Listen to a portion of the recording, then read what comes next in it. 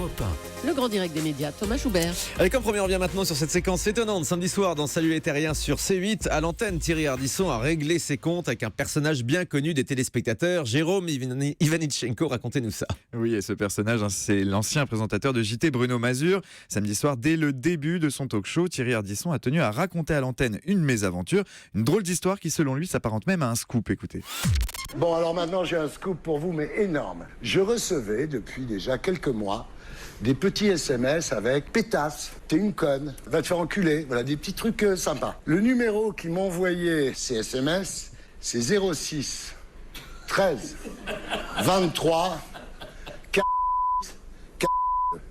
Puis un jour, j'en ai eu marre de me faire agresser comme ça, du con, enfin des trucs là. Puis jour et nuit, hein, il n'y avait pas de... Et donc, j'ai demandé à un ami que j'ai dans la police, c'est quoi ce numéro? Tu sais qui c'est? Mais non. Non. Bruno Mazur.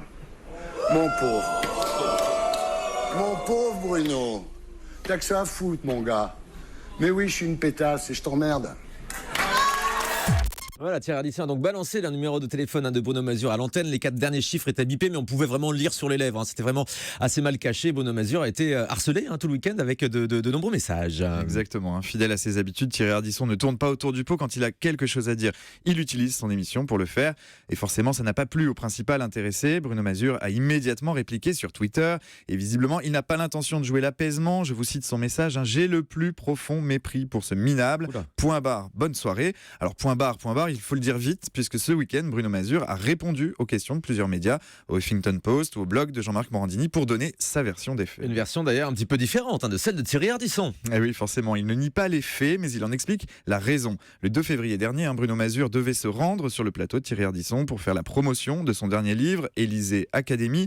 Une invitation annulée quelques jours avant l'enregistrement, sans explication, sans justification. Il a donc cherché à savoir, il a adressé plusieurs SMS à Thierry Ardisson, des SMS qui faisaient forcément référence à cette annulation et qui faisaient donc office de signature pour Bruno Mazur. Il nie donc en bloc les accusations d'anonymat proférées par Thierry Ardisson. Ces SMS, ils sont restés sans réponse, ce qui a passablement énervé l'ancien journaliste qui reconnaît avoir cédé à la colère. Cette colère, elle n'est pas près de retomber. L'ancien présentateur des JT de TF1 et de France 2 n'exclut pas la possibilité d'attaquer Thierry Ardisson en justice.